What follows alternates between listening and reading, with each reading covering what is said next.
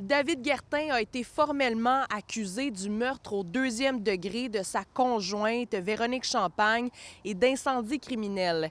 Il a comparu brièvement ce matin par visioconférence au palais de justice de Saint-Hyacinthe alors qu'il demeure détenu à l'établissement de détention de Sorel-Tracy. L'amie de longue date de Véronique Champagne, Mélanie Lavoie, est toujours sous le choc. Véronique, femme enjouée, drôle, très empathique, elle méritait pas cette violence-là. Non. Non, elle méritait vraiment pas ça. Puis, pas pour tout l'amour qu'elle donnait aux gens, pas pour tout l'amour qu'elle était. Elle était amour, cette femme-là. Ça fait maintenant 1 mois, jour pour jour, que Véronique Champagne, 40 ans, aurait été poignardée à plusieurs reprises par son conjoint. Il aurait ensuite mis le feu à l'appartement. La victime a succombé à ses blessures à l'hôpital. Pour ce qui est de David Guertin, il a aussi été amené à l'hôpital où il a passé 1 mois pour y soigner des blessures importante. C'est seulement mardi que la Sûreté du Québec l'a formellement arrêté puisque son état ne le permettait pas avant. Une autre personne a été témoin de la scène. Une ordonnance de non-publication protège son identité.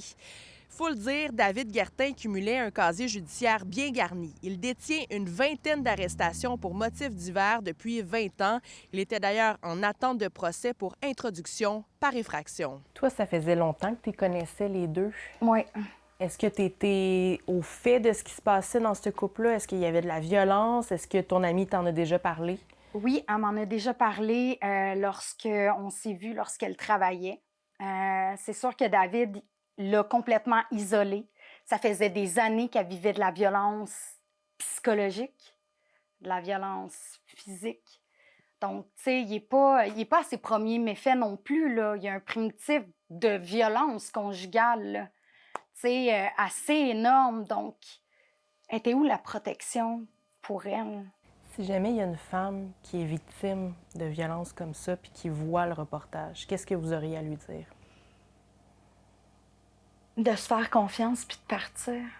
Le retour en cours de David Guertin est prévu le 13 mars prochain.